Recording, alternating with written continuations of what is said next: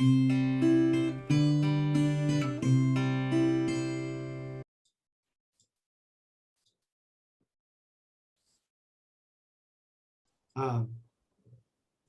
I'm so excited. Welcome, everybody. So this is the UCF Center for Ethics Be Better Club. And you all know, I think, that we meet every 2 weeks. We have for the last year and a half or so since the center was founded to think together about ethical issues that matter to the community. And I always ask for everybody's input before the semester begins about what topics we want to cover. And there's so many interesting things to talk about. So this semester, I've sent you all the calendar. You know what's going to happen week to week, but we can make changes to that at any time. I'm not tied to it. The other thing to mention is that Dr. Kerr and I are going to do a research project related to the use of podcasts and ethics discussions across this group, but also some of our ethics classes. So I've got an IRB proposal in for that. So at the end of the semester, you'll be invited to take a survey, just asking you about what you thought of the use of podcasts in this group.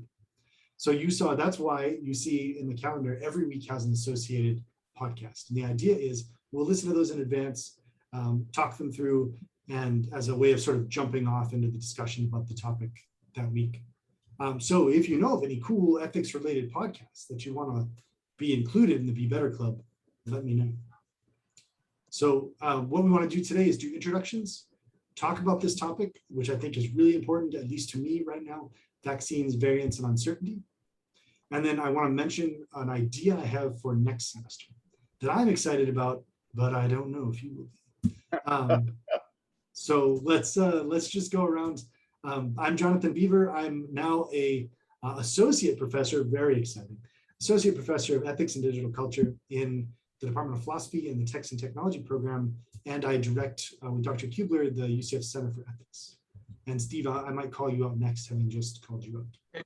I'm Steve Kubler. I'm professor of chemistry and optics.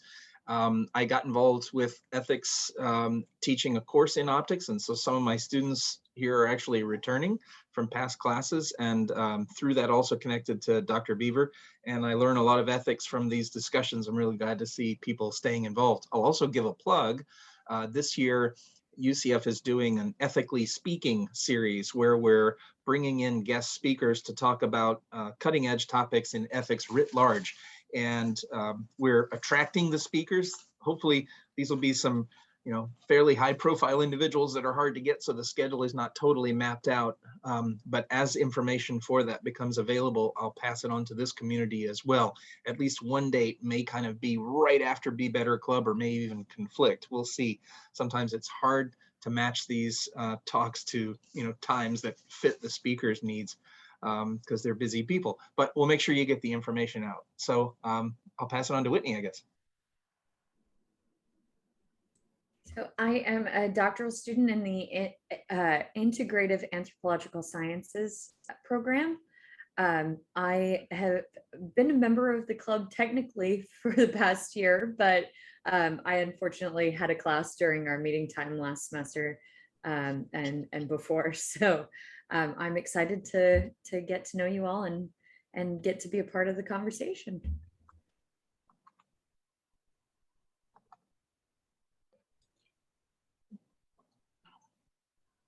Anybody's welcome to go next, or I can just call. Maybe Sterling?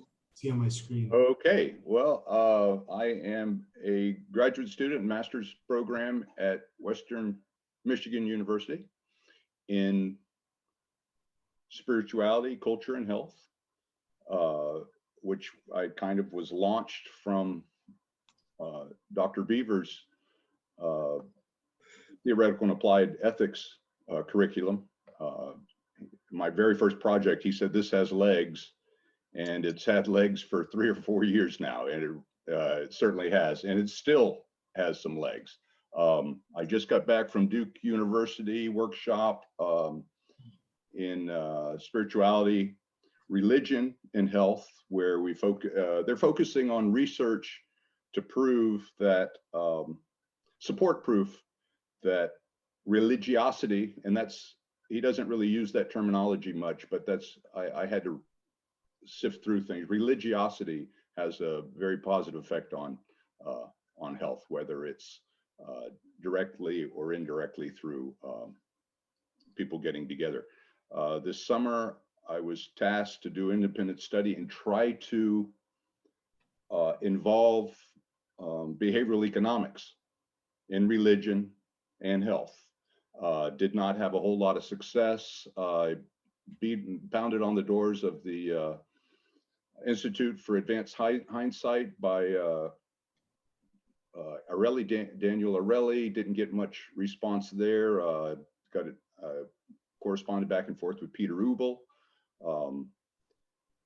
Behavioral economics in health seems to be doing best out of UPenn, and they have a workshop called Chibe. I just wanted to tell Dr. Beaver, I don't know if we're ever going to get back into the basement, but apparently this huge center for at Duke is about 1/3 of the size of our basement room. Okay, so that should make you just so we held everything at a church. Everything was held at a church. So just wanted to give you that prop that you're doing well. That makes me feel good. Yeah, we have space. It might be in the basement of the oldest building on campus, but it is space. You have a large footprint compared to what some of these other people are able to get, apparently. Yeah. Yeah, we are excited. And Whitney, we were talking about this just before we started, but yeah, we're excited to like see you all in person someday. Yeah, Sterling helped me and some other folks helped me get the center space set up.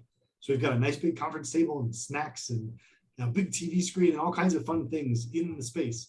So someday we will all get back there together, and people can still Zoom in, but at least some of us will be there in person. So thanks, Sterling. Yeah, that's it. Yeah. Ellie, do you want to go next? Yeah, sure. Yes, so Allie Kerr. I am currently a postdoctoral researcher at Purdue. So yay, I actually officially start my full-time position tomorrow. Previously, I've been at UIUC as a postdoc, and I did my graduate studies at the University of Tulsa in industrial organizational psychology, which is essentially how can we make your normal humans in their normal environment, aka the workplace or other places, more meaningful, impactful, successful, confident, all of that. So I spent a lot of time working with how to train complex, abstract competencies such as professional ethics. So I'm kind of a teacher and researcher of professional ethics training. And one of how I got involved with this is, with Dr. Beaver. I too get excited about ethics ideas, just goosebumps and things like that. So one of my ideas was just how can we make ethics more meaningful to people who are early on in career and haven't experienced a lot yet? How can we make this more salient, all of that? So that's where the podcast idea came in, and I was like, what do you think about this? Where could we do this? And he said, I happen to have a great opportunity I work with a group of people who make ethics more meaningful to our day-to-day lives. So that's how I got involved here. That's where I am. I do spend a lot of time focusing on the context of engineering education for more professional training, but it's certainly not the only context I work in. So. Thanks, Ellie. Good to have you. I'm just going to go around on the screen for folks I see. Austin, you want to go next? So there's two of us here right now. Yeah, which Austin? Sorry, Brigham is the first on my screen. Yeah. Okay. Yeah, cool. Good call. Not that it matters. Yeah. So yeah, I'm Austin Brigham. I'm a senior undergraduate optics student here at UCF. I'm also a part-time undergraduate researcher, and just have 4 classes left to finish my degree. And I found out about this club through Dr. Kubler's class last fall, and just have a fledgling interest in ethics and philosophical discussions. So this is more recreational for me than anything. Thanks, Austin. Yeah, and just to remind everybody, right, this is recreational for us all. Dr. Kubler is leading a lecture series. We'll bring in a research expert who will share some things. This is a chance for us all to have a conversation about ethics. So it's pretty informal.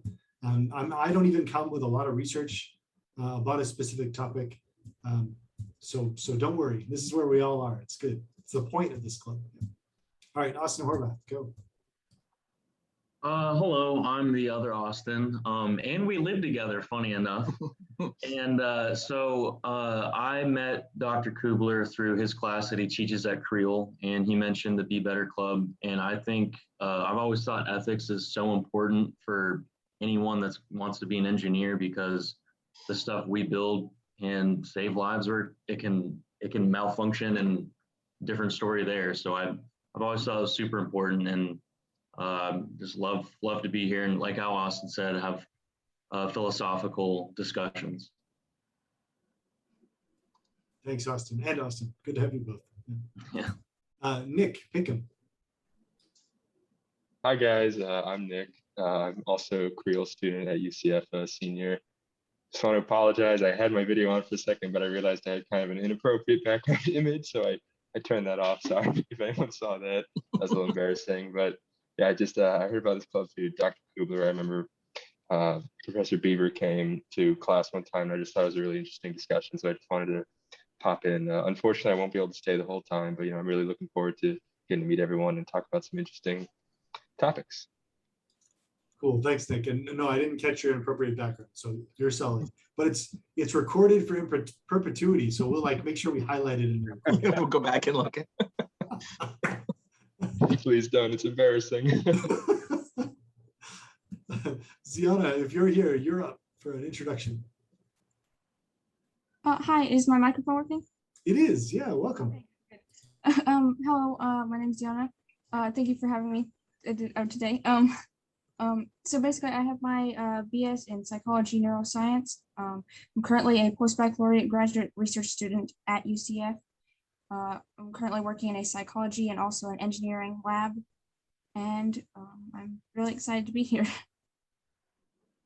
Awesome, thanks, Ziana. I'm really excited to have you here. Yeah, that sounds like a really interesting background. I'm glad you've got to stick around in a research capacity. So glad to have you. Jose, if you're here, you want to do a quick introduction for us?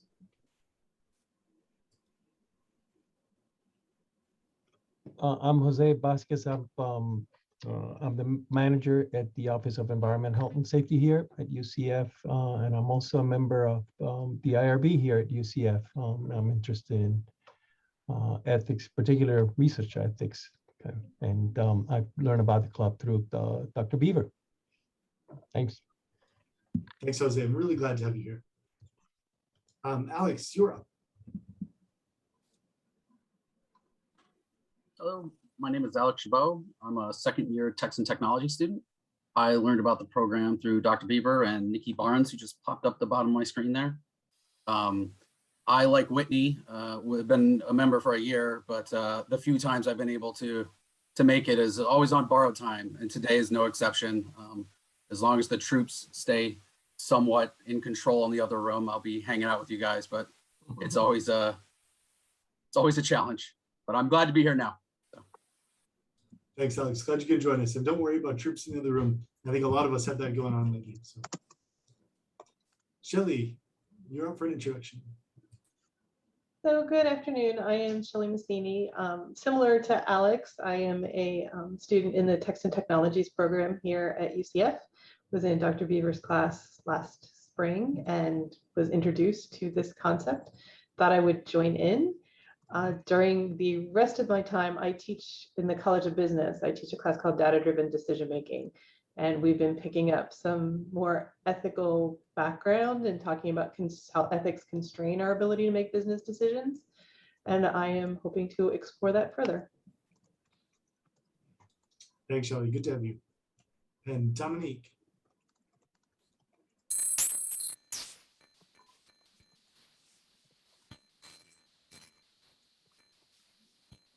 Got some microphone fuzz, Dominique. I can't hear you. feel like there are a few things we say to each other on Zoom all the time. One, you're on mute, and two, your microphone's not working. Dominique, you're welcome to use the chat too, and I can read what you say if you want to introduce yourself that way.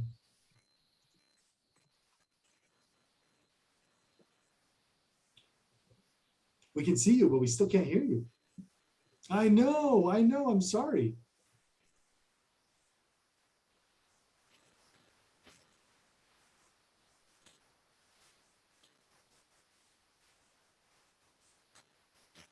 Okay, Dominic's gonna come back in. So we'll go to Nikki for an introduction.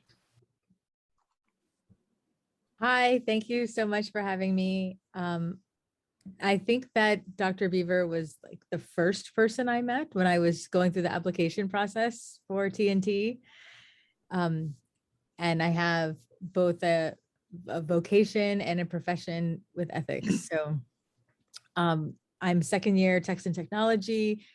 I teach poetry at UCF, and I've joined the Rollins Museum staff working as their inaugural DEAI person. So I'm really excited to get to work in the collections there, talk about swimming around in the world of ethics. So it's super nice to get to see some new faces here, and I'm excited for our conversations. Thanks, Nikki. It's good to have you. And Dominique, are you connected?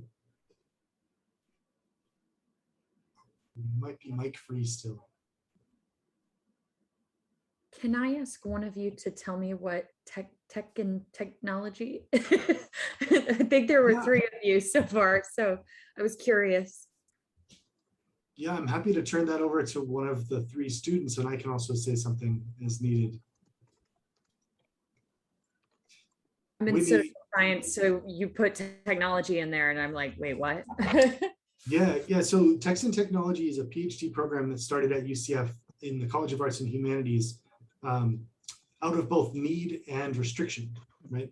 So because of state requirements, we can't have any PhD program willy-nilly because of an anti-competition clause. And also UCF has big strengths in educational and informational technologies. So the College of Arts and Humanities put together a PhD program that thinks about the intersection between texts broadly construed and the technologies that interface with them. So that's everything from books all the way up through gaming and social media techniques, but that intersection of texts and technology is what drives the program. And Nikki, Alex, and Shelly are three reps from that program here in the club this week.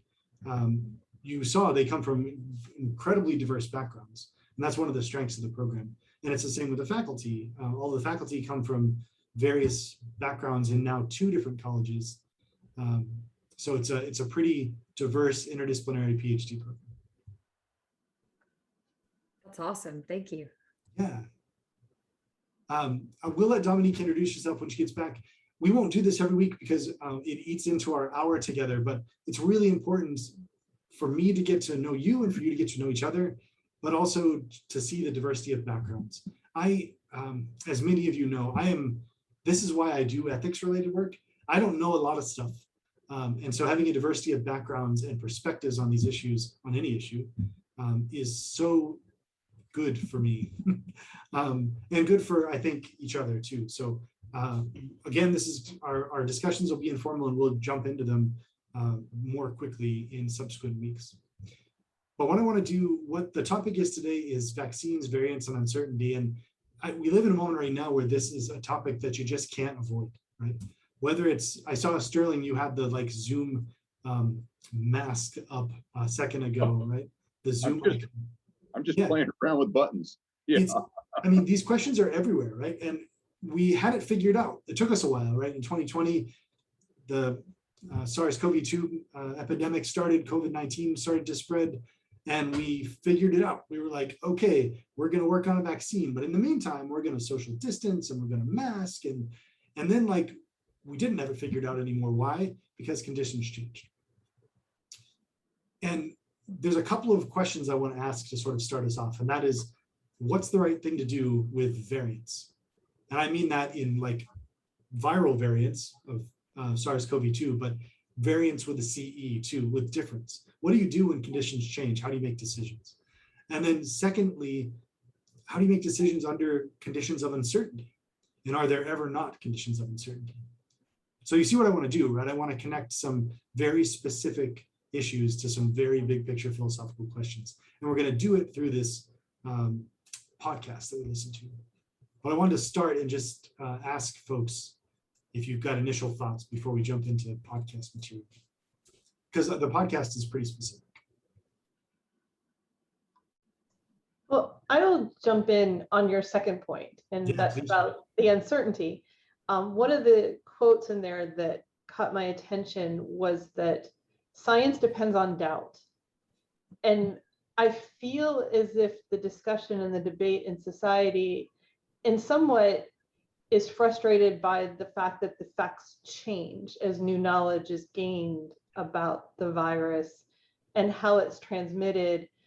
And there's a struggle to understand that doubt is part of the equation and that we don't know everything immediately. So knowledge is fluid. And the colloquialism is talking about things being exact science. But by the nature of that quote, it reintroduces the fact that science is not exact. Yeah, thanks, Shelley. I want to stick there for a minute because in that same quote from this podcast, Shelley, they say, doubt is a gold standard of good science. But then they give the example of tobacco companies, I think. They say tobacco companies, doubt is their product. And so doubt plays these very different roles. One, it's a standard, and doubt in science means critical engagement, right? This open-mindedness, this question asking, this recognition that we never know everything, or we never know exactly, precisely, accurately, get those terms messed up. But that's different than the tobacco company's doubt, which is a manipulation, right? Right. And I don't know what to do with that, but I hope you can all see like all these connections to what's happening in the world right now through that question. I think that plays directly into how it's played out in media as well. There's different parties, political alliances have played on that doubt and utilized it to manipulate the facts as well, which only serves to create even more doubt, because the facts that we do know then get kind of jumbled in with a lot of misinformation that makes it hard for the general public to actually know what's going on. So if you don't have a strong understanding of the science, I think it becomes that much more increasingly hard to understand what's going on and what you need to do in order to stay safe, or what is safe for you outside of whatever feels right kind of situation.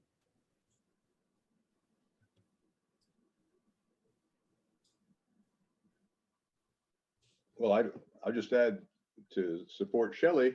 Oh, will that show up? Will that show up? No. Well, anyway, Karl Popper, he based his whole career on conjectures and refutations.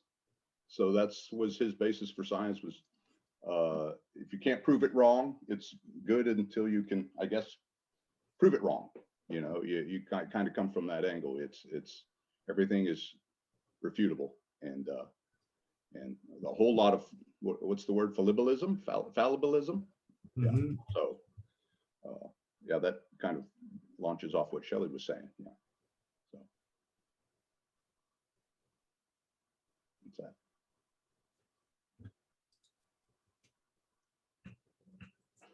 I'm done. Dr. Beaver, would you mind just restating both of your questions? I didn't write them down and want them to anchor to. Yeah. Right. So what's the right thing to do with variance, or given variance? And I played a word game there, right? I said variance with a C and variance with a T. That's the first question.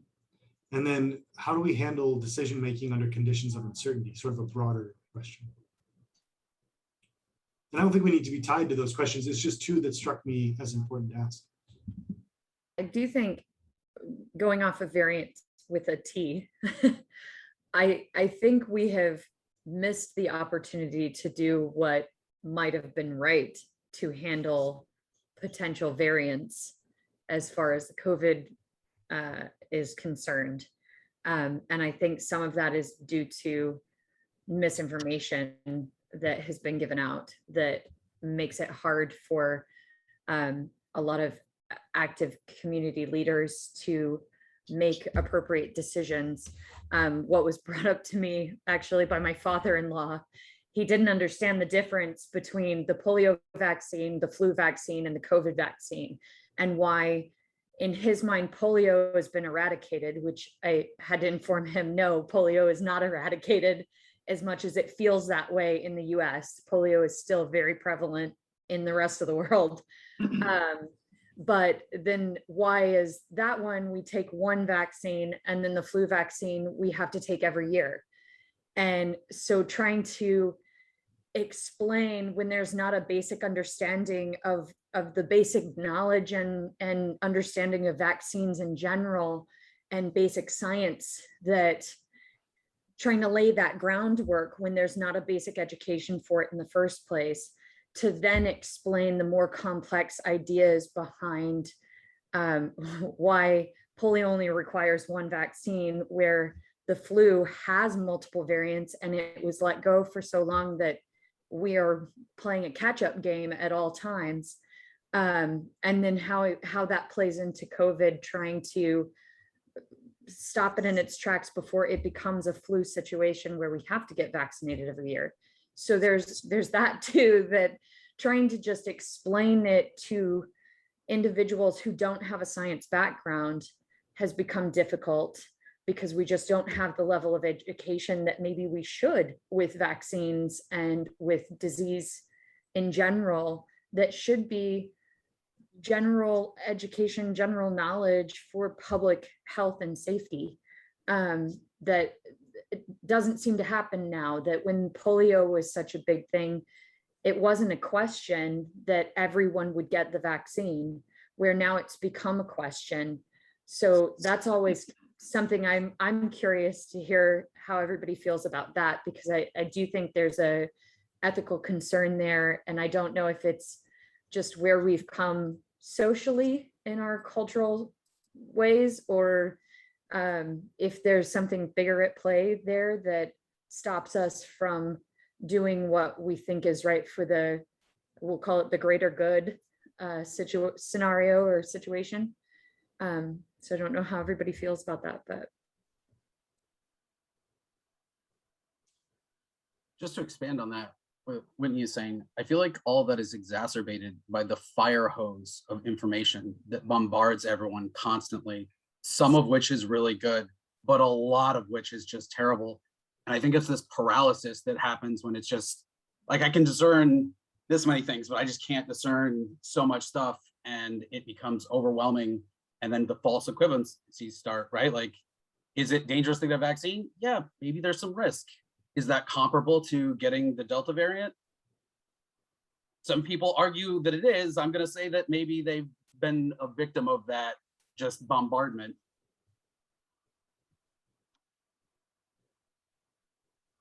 Yeah, I also think it's interesting when you think about kind of the effect of the time and everything everybody's been through on just even like perceptions of justice and stuff. So the variance with the T is not, it's not the first encounter anymore. So it's not new.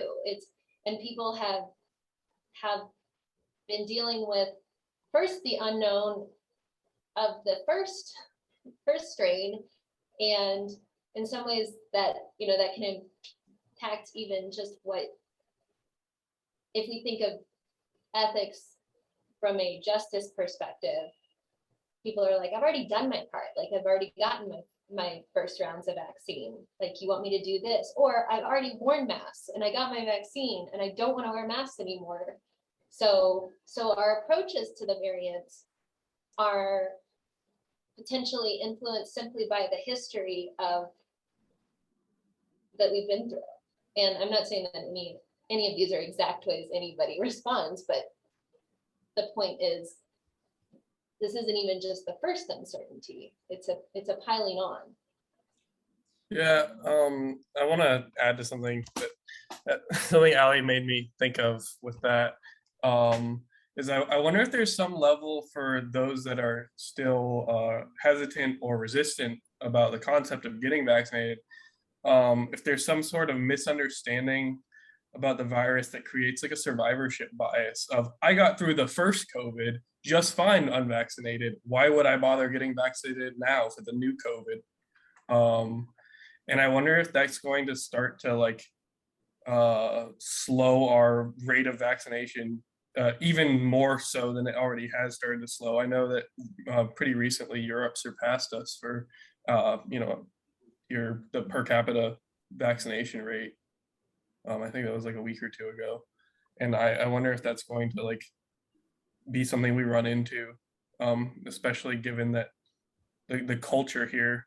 I mean, I can't speak too much for the culture of Europe, but we engage in a lot of motivated reasoning here in the States. A lot of what me first thinking, and I'm wondering if we're gonna like start to come to a standstill with it when it comes to like the rate that our vaccination rate increases. I know I'm from Oklahoma, so shout out to Ali, University of Tulsa. I heard that. But back home, vaccination has completely stopped because there's so much misinformation and so little education in general. Our education rates are very low. So the understanding of what we're even dealing with or what the stakes really are, because there was so much misinformation at the very beginning about COVID being like a cold, a really bad cold, or it just being like the flu. There was so much at the beginning, and then it's become so politicized that it now has completely gone out of the public health sphere in my hometown. And it is just about what political side you affiliate with, and less about the logic behind health and safety. So that is troubling, but I do think you're right. I do think some of it is survivorship for people who did get COVID, that they don't come around to that. But another section that I have run into personally, I'm pregnant, and when the vaccine first came out, we were told immediately, don't get it, because pregnant women weren't included in the clinical trials. So I was gung-ho to get it the moment it came out, and then found out I was pregnant and wasn't allowed to the moment we had the ability to at UCF. So it was months before I got the go-ahead. And it was interesting to me as someone who works in public health that I had to actively ask my doctor if I could get the vaccine every time I went in order to hear what their current opinion is. And that's not something that's standard for most patients, especially female patients. They are notoriously not good at advocating for themselves in healthcare. So to have to then pry and push your doctor for an opinion, that's a whole nother level. I think that's an issue right now with whether or not people are getting good information, because they don't even know where their doctor stands. And my current doctor had told me the other day when I went in that he's still running into this, that at this point, because it's been a year of the information being all over the place, that a lot of pregnant women he sees, he's battling them in doctor's appointments because they don't trust, even though they trust him. The example he gave, that what Ax was saying earlier made me think of, was a woman was coming in for a pap smear, and he said, okay, so let me get this straight. You're coming in to do a screening to make sure you don't have cervical cancer, which is a very small risk, but you refuse to get a vaccination which is a much greater risk that you will get COVID and you will have a problem and you will wind up on a ventilator and your baby will be in distress. But you trust me about the pap smear, but you don't trust me about the COVID vaccine. So even from the medical standpoint, they're having to navigate that as well, because you want to respect to your patient and what they want to do for themselves. But that level, navigating that level of when is this just not logical anymore? And how do we combat that, as well as being ethical in the idea that everyone does have the choice for what they do with their own healthcare. But where does your choice end and the safety of everyone around you begin? In everybody's comments so far, I'm hearing sort of two threads, which are oftentimes really hard to pull apart. And that is epistemic uncertainty, like how much do we know and how do we know it? But also what you might call moral uncertainty, right? Like what values are guiding my decision and why can other people believe what I believe? And both of those two things are so tightly intersecting that you end up in situations like Whitney's describing with this patient in the clinic, or you end up in situations like I had recently with my veterinarian who I love and has treated my animals really well. And I remember him saying, we're going to recognize that masks aren't worth it. My internalist friend up in Georgia just swears by 2 doses of remdesivir, the antiviral, and that's going to that'll prevent you from ending up on a ventilator, and then you don't have to worry. And there's so much partial information, so many options out there that this coupling of epistemic uncertainty with moral uncertainty leaves us with this weird landscape. And I worry sometimes that it's easy to say, it's politics, right? If you're a Republican, whatever, you don't wear masks, and if you're a Democrat, you do, or whatever. But I don't know if it's that simple, even because the political parties they shift over time too, right?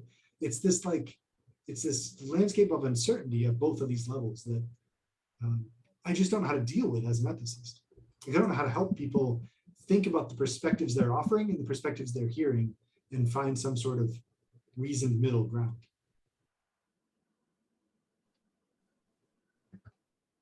Well, Jonathan, if I recall, and Allie was there, but it was maybe a year ago or last time. I'm not sure when, and we were actually debating on the ethics of jumping in line to get a vaccination. Do you remember that conversation? And oh my God, if somebody canceled, do I have the right to take their spot? And now there's so much standoff. I was just trying to find a study though that apparently over 700,000 participants in Israel by an Israeli study. Did you see that over the last couple of days? And a spokesperson from Johns Hopkins said that natural immunity, having it, was a 13-fold safer prognosis for versus the vaccination. So I haven't seen that. Yeah, and I don't know how good the study is, but you'd think 700,000 participants, and Johns Hopkins stands behind it, so it could have some. Yeah, if you can find that, Sterling, we should look at I think that's really important, right? I think we should look at the study and the sources and the references and all that. Well, how many of us have had chickenpox? Most everybody had it. Yep. And would you go out and get a vaccination for chickenpox? Yeah, for shingles, because if you got chickenpox, you're going to get shingles. I never had chickenpox. And when I went to work at the hospital the first couple of years, I got the chickenpox vaccination. And when my children had chickenpox, I caught it, but it was like 4 pox or something, So it's hard to, I think it's really up in the air. Yeah. Well, and this is where I think Whitney said at the beginning of the conversation too, but this is where these conversations, this is where ethics has limitations, because we can talk about this landscape, but the science of virology is so complicated about which viruses affect what part of our bodily makeup, right? DNA, RNA, whatever. What viruses mutate in what ways, differences between types of viruses, difference between antibody response and mRNA response, for instance. And that is all way beyond my pay grade. And this is another thing that we run into in this club all the time. And that is like, what's the role of expertise? You know, Sterling, you said it, right? When Johns Hopkins stands behind a study, like, again, I haven't seen this study, but, you know, we trust Hopkins because they're a really well-established research institute around bioethics and public health ethics. And we think that the stuff that they support is well-grounded. And then I'm sure there's folks who think the opposite, right? But the role of expertise is fundamentally important here. And how we trust expertise and under what conditions is also really interesting, because that shifts over time too. Well, and back on what Whitney was saying, how many studies are there that never make the headlines because somewhat politically charged, they've squashed it, you know? I was listening the other day and I was going to work, you know, I run the COVID tests, and on the way to work, they said, oh my God, I'm not having the COVID test. It's a carcinogen on the swab and it all comes from China. Okay, all the swabs and everything. And some nurse had put that out and on YouTube or somewhere. Well, sure enough, believe me, within 30 minutes of being at work, I cracked open a COVID test. Nothing was from China. The swab was bone dry, and the viral media, so the swab was made in the US and the viral media came from the Netherlands. And I could not find anything controversial, but maybe it's that brand of COVID swab. You know, so I just, this person was on the radio making outraged that. Well, and that's where what Dr. Beaver's saying about this role of expertise is really interesting too, because it's not universal what people consider expertise. Like, people have their radio talk show hosts, they have their news stations, they have their okay, for example, even this podcast, it's by nature. And I have a bias against nature. I just feel like it's pop science, and I can support that with different literatures and things like that. So I don't generally put a lot of weight into anything nature puts out. So here they're putting this podcast out. I'm like, all right, well, but that's me. Like, that's a different perception of like who gets the right of expertise in my own mind. Well, and I think you both make really good points. And I think it was making me think there's a level to which good science is good science. So the problem is Johns Hopkins is just as capable of making bad science as any other university or hospital. And some places are doing good science, but aren't getting the credit for it because they're not an R1 level university, even though the studies are replicatable and they have everything behind them that they should. But I also think Sterling makes a good point too, that it reminds me of the hydroxychloroquine situation. And there is a level to which I think that there's also an ethical concern there, because what happened is at one point, someone reputable said that hydroxychloroquine could help COVID, which I don't know how much any of you know about hydroxychloroquine. I'm actually on it, but I have an autoimmune disease, and that's what it is for. It's for destroying your immune system, because it's for patients like me whose immune system doesn't function properly and attacks itself. So the moment I heard it, I immediately called BS, because I was like, this is not something that would help anybody besides people like me. And it's even kind of iffy there. So it was surprising though, because it sounded very legit when it hit the headlines. So people bought into it very quickly. The problem is it then created a shortage of that drug for the people who actually need it. So that's a whole nother ethical concern as well, with the way the information stream is going, and what Alex called the fire hose of information. And it's really hard, even as somebody who does this for a living, to navigate through what's real, what's not. And then how do you say, okay, well, this person clearly knows what they're talking about, but this one doesn't, because sometimes we can't know everything. And to go through that level of literature is hard, even when you're in school and have nothing but time to go through literature. I can't imagine being out of school during a time like this and having your day-to-day work to do and still being expected to navigate through all of this at the same time and not having a reputable source that you can go back to every time. Because at this point, even I don't trust any of them. I don't trust any of them now. I feel like I need to reread everything that comes out.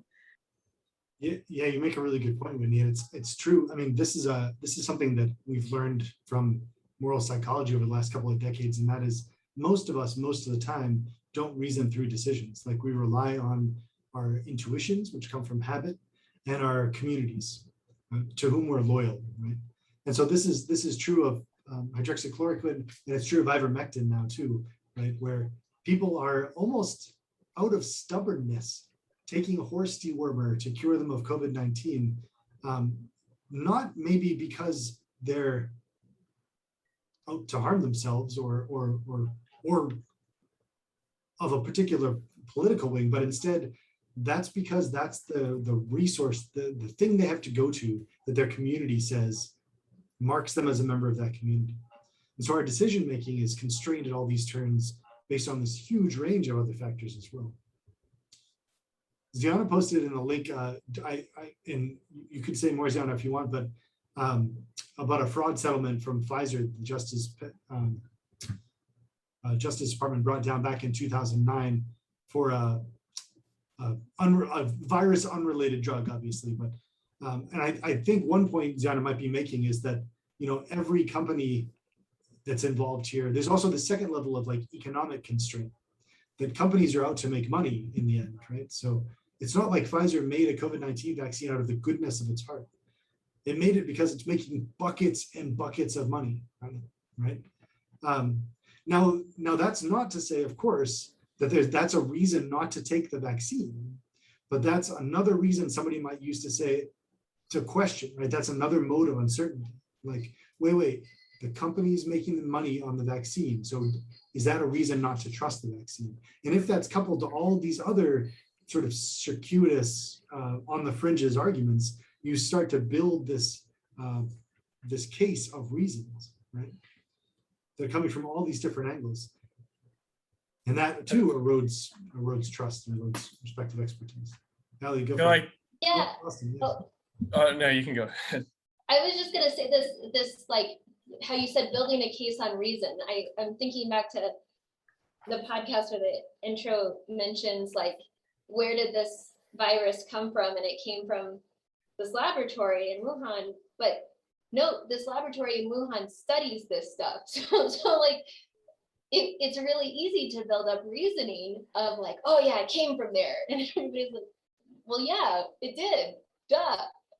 But that doesn't mean it was, you can build all these arguments. It's just, it's kind of, where do these arguments and facts and things come from? And how do you piece them together? And who's doing the piecing? So we as individuals have a heavy burden of piecing together the information we're ingesting. And then we also have different, you know, greater organizations or leaders or political groups also organizing information to set up their argument, to set up their reasoning. I don't want to say argument, I'm going to say reasoning, because I don't think people are as often trying not to reason. I think they're trying to reason, but they're building it in the ways they do. Yeah, to go even more abstract, right? All of this thinking always makes me think again about the philosopher Ian Hacking in his book, The Taming of Chance. Hacking's a Foucauldian scholar who thinks about sort of the trajectories or the genealogies of ideas. And the argument he makes in that book, I still find fascinating. And there he's arguing that the world, writ large, has turned away from causal deterministic reasoning. Like, we have evidence that X causes Y leads to Z, and instead turned to probabilistic or statistical inferences. namely that there's a little bit of evidence for X, right? And the hang up, hacking argues, and then I think we all just know from experience, is that there's not a correlation between statistical inference and any particular action or outcome, right? That's the point of probabilistic reasoning. It's population level. And Whitney, you know this from your work in public health. Like, this is the problem with public health ethics as opposed to bioethics. That statistical reasoning opens the door. No, statistical reasoning frames the nature of the world in uncertainty. And that's fundamentally different from even the world in which I grew up, I think. I feel like it is. Maybe I was just naive as a young person, but it seems like that because of big data, and this is coming back to Alex's fire hose metaphor, but because of the amount of information we have coming at us, we have to reason in these like statistically inferential, probabilistic ways. And that leaves all this gray space open. And that's true at the knowledge level and the value level. Well, and the one thing we talk about regularly in anthropology, because I'm in cultural anthropology now, but I started in biological, and I come from a forensic science, chemistry, microbiology background. And one of the things we regularly talk about is the fact that statistics are incredibly flawed as well. So that's problematic because we harp on these statistics all the time, but a lot of times it depends on how you ask the question. And there are a lot of things that go into the statistics that aren't represented in the statistics. So without the context of how those statistics were taken and what the number really means, there are a lot of unknowns that aren't visible when you're reading statistics. And one of my statistics professors actually had a great example about the correlation. You can very strongly show a correlation between the sale of sunglasses and warm weather. But it really, the sunglasses have nothing to do with the warm weather. It has to do with the amount of sun that they are trying to block. So even though they're correlated, it's a meaningless correlation. So it's things like that, yes, they are related in some way, but you're missing facts in between. And there are so many things that we don't see when we're looking at those statistics, that without having the attached qualitative data to explain those, there's a lot of misinformation that can happen, and you can pretty much make statistics say whatever you want them to say, depending on what your goal is. Yeah, thanks, Whitney. Austin Brigham, I think I've interrupted you twice now. Do you want to interject here?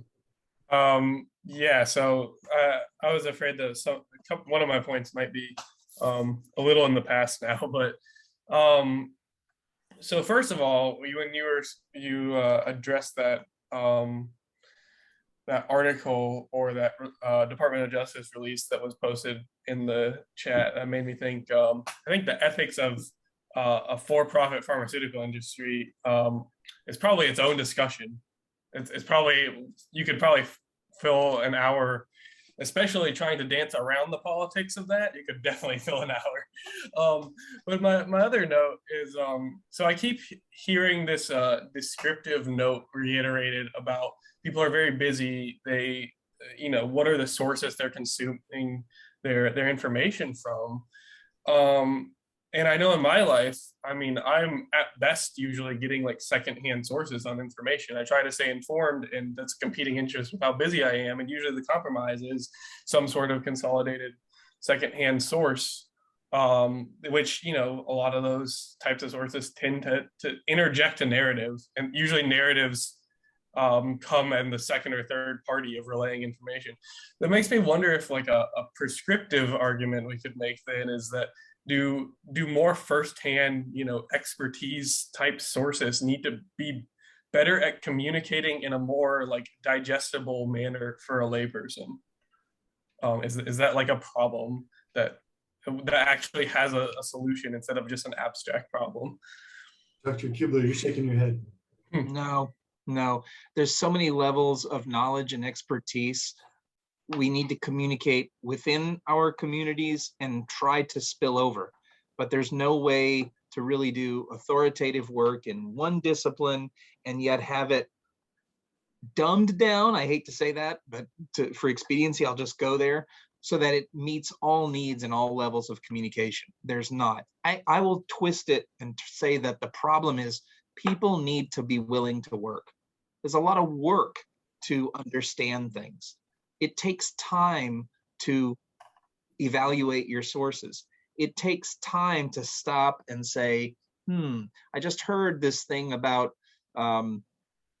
hydroxychloroquine from Whitney that says it's used for autoimmune illnesses. I've not heard of that. I did that work just now because I knew it was an anti-malarial, but I didn't know that it was also used for lupus and rheumatoid arthritis and some other things.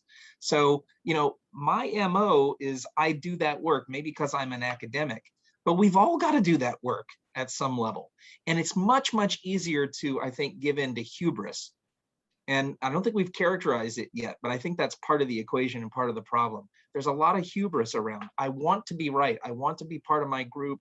I want to remain in my tribe. It's much easier to not do the work and check sources and check information and stretch a little bit and look up the terms, Austin, that maybe are not lay enough for me to immediately grasp it. And it's hard to maybe find counter information and vet that and say, oh, my impression was wrong. What I've been doing, for the last couple of months is incorrect. It's really hard. It's very humbling to do that. I don't think people are willing enough to do that. And I find that very counterintuitive because our US culture is built on individualism, rugged individualism, and self-reliance and responsibility. Yet I don't find people are willing to take the responsibility to be well informed and to do that work. So for me, there's a counter narrative that you got to work hard, but we're not willing to do the work to be informed. We will water down disciplines of science and biology and endocrinology and all of these things if we start trying to reach the lowest common denominator with our information. We're gonna lose the ability to actually make rapid progress. And I love your comment, Austin, but we kind of went through this in our course, right? Where we did focus topics and you guys wrote a technical abstract and then a lay abstract. Which one was tougher to do? I think most students found the lay abstract was harder to do because we leverage terminology to move forward. I can't tell you how to go and do things in engineering without defining an integral. And to define the integral, I got to do a derivative. And to define the derivative, we have to talk about limits, right? I can't dumb that down for you. You got to do the work and climb that, as you well know, to get to your level to do electromagnetics. So I think you're an example of a person who's done that work, and we've got to reach. We've all got to be willing to reach as a community, and maybe find a way to encourage people to do the reach without condemning, because everyone really is busy. And I don't know everyone's circumstance, and I can't say, oh, you haven't gone to school and trained yourself, so that's why you're in your predicament. That's not fair either. So somehow the narrative and the effort that we all have, or the desire we all have to solve this problem, has to be about finding ways for people to do that extra work and make information more accessible, or make the trust and the sense of expertise more accessible. I would actually disagree with you just a little. I would hope so, because otherwise it's boring. I mean, I'm a public applied anthropologist, so making it accessible to the greater public is what we do. But for that reason, I think there's a level, I would agree with you when it comes to academia, but I also know that from my own experience, me doing that level of work when I was in high school, or if I had not gone to college, is going to look very different. My dad regularly does that work, but he doesn't know how to vet the sources. And that is something I learned in college. I learned it while going through my undergrad. I learned it even more so going through my master's, and I'm still learning it in my doctorate. And sometimes I still get it wrong and didn't realize that I was using a source that just was not as reliable as it seemed, even though I did do the due diligence to try and vet that source. So I think there's a level that expertise comes with the level of knowledge and experience that you have by focusing and training that is not accessible to general public. And when we're talking about something like public health, everything we do, especially in my field, none of what I do makes a bit of difference if I don't have buy-in from the public. If it's not making a difference in their lives, then my job is useless. So, and that's not to say that you have to take all of that science and dumb it down, because I do agree those jargon have come out of somewhere because it makes it easier as an academic to continue having those higher level conversations because everybody's on the same page. But we regularly run into, especially at UCF, in the fact that if we don't dumb it down to a certain level and open it up and make it accessible, we also get a very less diverse population of student because not everybody has that background. So in order to pop into a class, I come from a very low socioeconomic background. I'm only the second person to ever go to college in my family. So I didn't have the resource of talking to, my parents and saying, hey, what does this $10 word mean? Because I don't understand the paper I'm reading. And I still hit that time and have that like moment of imposter syndrome in my doctoral classes because I just don't understand the articles that I'm reading. And we're talking about it today with my mentor, that I spend an awful lot of time on the articles, just translating them into my style of English in order to understand what it is we're talking about, in order to then break it down again and synthesize that information.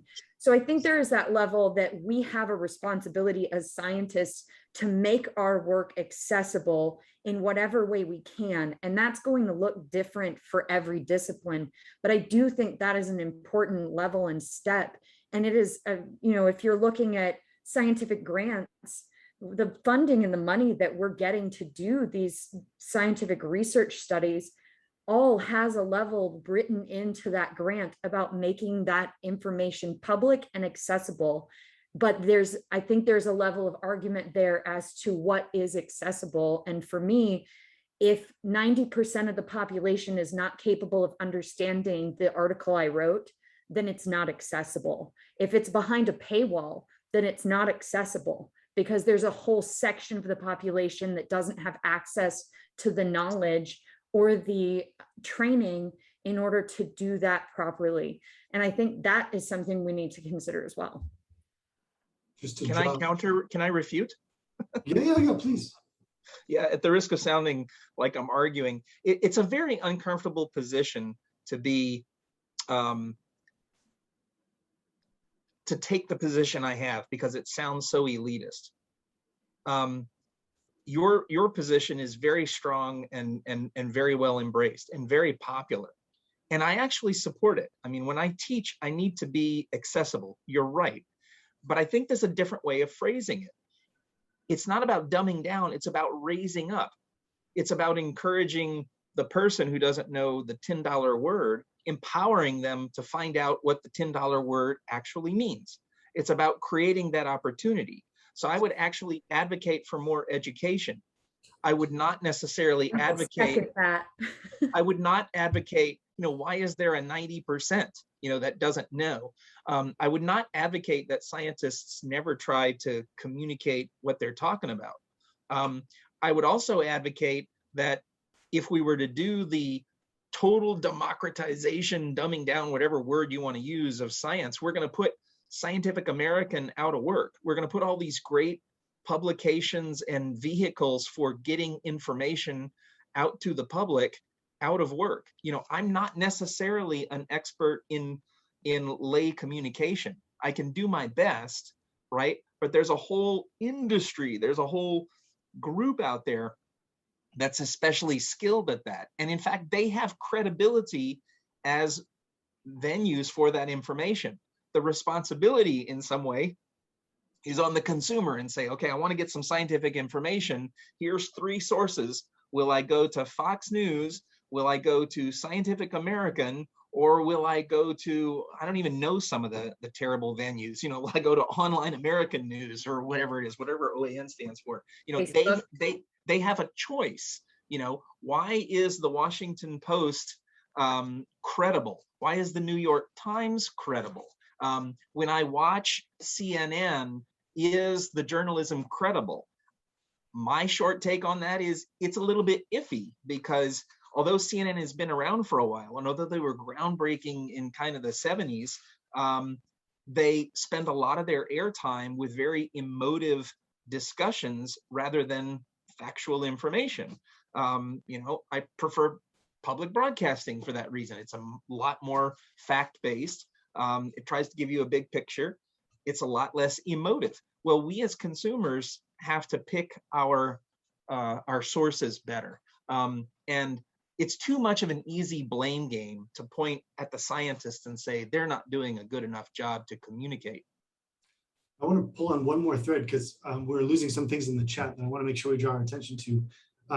First, Dominique, and then Ali, you brought it up again, and I think Whitney, you brought this theme up too. But part of this is a justice concern about access, right? Because even if we think that it's the responsibility of the citizen, or maybe the responsibility of the researcher to draw up the community to understand, we can't draw up everybody equally, right? Because not everybody has the time or resources or access.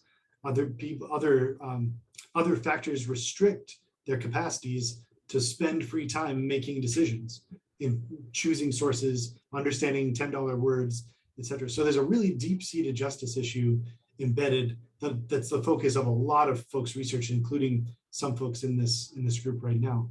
The other thing to mention, the other thread I wanted to pull is way back to something Austin said, and that is like where we get our news sources. And part of this, I want to blame on technology, right? Because if family members are getting their information, their news from Facebook, it's because Facebook algorithms are curating a certain perspective based on their community. This is true of subreddits. This is true of every social media platform. And so even if somebody is doing the research, they're doing the research within constraints set for them by the technological platform they're using. And I don't want to lose track of that either, because that also shapes the sort of information you're taking in, the direction of the fire hose. And I feel like there's a peeing metaphor, Alex, in here somewhere that I'm trying to avoid desperately, but I can't. I'm just going to roll with it. But I think this is because the quality of the content is making you think that. Yes, of course. Yes, that's right. Yeah. So yeah, this has been really, really good. I wanted to point out too that the podcast ends with this, we need to do better science communication sort of tack. And I think we've done a really good job of pulling that apart a little bit together. I know we're only scheduled for a couple more minutes, and Whitney, I want to get your comment. I want to save a couple of minutes to tell you about this idea I have for next semester. So Whitney, go ahead. I just wanted to say, I definitely agree with you, Dr. Kubler, on a lot of those points. And I think for me, one of the people I look at for how to navigate somewhere in between is not to go to an offshoot, but Neil deGrasse Tyson. He does a really good job of both elevating and bringing down to a different person's level to not only open the area of astrophysics in general to everyone, but then to also encourage their continued education and movement forward in learning about science. And I think he navigates that really well, of doing a little bit of both so that we can hopefully educate everyone together, but also make it more accessible at the same time so that they have an interest and know that there are sources where they can get that information. Maybe I didn't understand all the nuances of the discussion between Dr. Kubler and Whitney, but I didn't feel like you guys were arguing against each other. It felt like Dr. Kubler was talking about what we should be doing and what would be ideal, and Whitney seemed to be more addressing like what's practical today, like on the ground, what's going to work. I felt like that was the difference. I mean, maybe I missed it, but I didn't really hear a disagreement in your exchange. Yeah, I feel like we're on two sides of the same coin moving in the same direction, but just different tactics for the same thing. Again, but I feel like you guys were both challenging all of us as individuals to, sorry to be funny, but to be better. Like, honestly, I was like, that's where my mind was going. I was like, oh, how can I be 1% better as a researcher, as a consumer of information, as a sharer of it? So So I was feeling very challenged in responsibility and recognizing, you know, the limitations that come with taking on more work like that. You know, We One talk a thing- lot about reflexivity in our field, and the idea that you're never going to know the exact right answer or the right way to do something. So just being aware of all of those sides of the issue helps you to kind of navigate that and find that middle ground as you move forward, and being continuously iterative in your process and reflexive to make sure that you're thinking of all those different scenarios. Mhm. You mentioned imposter syndrome. That's very, very common, and I have that in spades. We won't go into that in detail, but a lot of academics do. And that's kind of a popular term for it, but maybe in a more positive sense, I think it's there's comfort to be found in the discomfort associated with not having 100% knowledge and authority on everything. And so you can kind of feel like an imposter. It's just maybe another way to characterize that sense of self-doubt that you can have as you're in constant pursuit of a truth, whether that's an academic pursuit or whether it's just trying to understand what hydroxychloroquine is all about. So there's a paradox there. It's uncomfortable, but there should be some comfort in that, because I think if we're people who are asking thoughtful questions and doubting what we know, that's how you get to a greater truth. It's a worthy pursuit, but it means you're always uncomfortable. You know, it kind of gets back to that proverbial sense. It's about the journey, finding comfort in that journey through discomfort and recognizing you're not there because you reach the apex, you know everything about your field. I wish more people found a little joy in sometimes being wrong and not knowing, and the surprise of discovery and the work to get there. You know, we don't always have the luxury of engaging in that kind of stuff. You know, people got to work and eat, but there is a lost joy there. I wish more people would find it. You know, I am so thankful for these conversations. Those of you who know me know that I was trained in a literacy model of ethics, that we get better at ethics, thinking about ethics and making decisions that are ethical by developing that skill through habit and through practice and through conversation. So that's what this is about. And I'm really grateful for these conversations again. We're at the end of our time today. I will just tell you, there's a lot of cool stuff going on in the chat too. So I'll try to save that, but you should all take a look at that. You can save it if you're interested. And I will take 60 seconds and tell you about my idea, and maybe we can talk about it at the beginning of our next session. Last year, during the pandemic, the Seminole County Library here in Florida ran a Ben Franklin Circle. If you don't know about these, Ben Franklin Circles are weekly discussion groups of community members focused on virtues. So Ben Franklin, if you know him, he's famous for lots of things, of course, but he thought a lot about virtue ethics approach, like what sort of character traits do you have to cultivate to be a good person. And Be Better, the Ben Franklin Circles are this national community pedagogy approach, where the community gets together and thinks about what it means to hold one of Ben Franklin's virtues now, in this community, in this moment. And what I was thinking for next semester is to take a little bit of a different tack.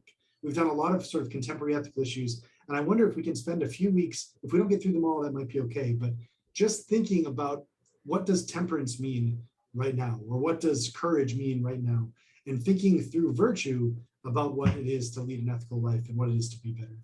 So I'll send you some references to the Be Better Club. I don't want it to be too old dead white guy, and I don't want it to be too constrained on like one normative approach, but that lens, I really like the community driven lens of that program. And it might be something fun to think about for this community too. So you all should feel free to give me feedback on that. We can talk about it again next week. And Dominique, thank you. I'm sorry you couldn't have your audio. Dominique is joining us, I think, still from USF in a philosophy program there. I'm really grateful that everybody's here from all your different backgrounds and community partners. So thank you again, and I will see you in 2 weeks. You've got the podcast link and the schedule. And if you've got any feedback for us or suggestions, send us a note. We'd love to hear from you. All right, I'm gonna hit the stop and I'll hang out for a few minutes. Thanks all, see you next time.